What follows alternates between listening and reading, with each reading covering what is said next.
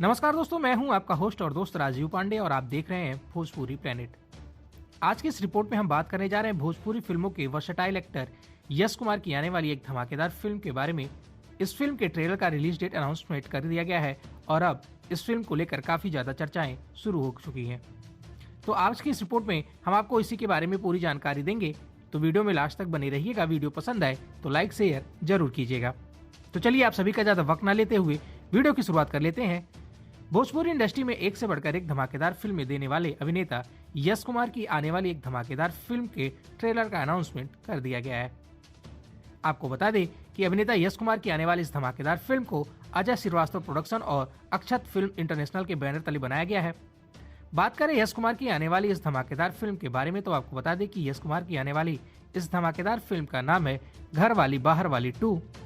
आपको बता दें कि भोजपुरी फिल्म घर वाली बाहर वाली 2 एक पारिवारिक फिल्म होने वाली है, जिसमें यश कुमार के साथ भोजपुरी की खूबसूरत अभिनेत्री स्मृति सिन्हा और रक्षा गुप्ता नजर आने वाली हैं।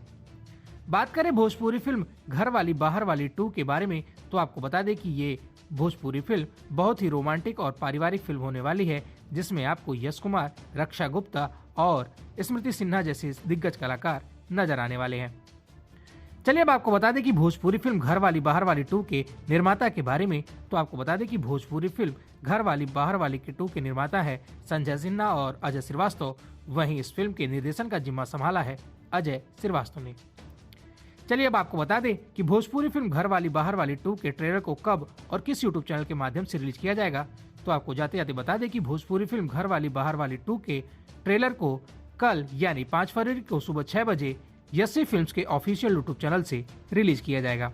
फिलहाल आप सभी भोजपुरी फिल्म घर वाली बाहर वाली 2 को लेकर कितना ज्यादा एक्साइटेड हैं और इस फिल्म के बारे में आप क्या कहना चाहते हैं, आप अपनी राय कमेंट बॉक्स में लिखकर जरूर बताएं।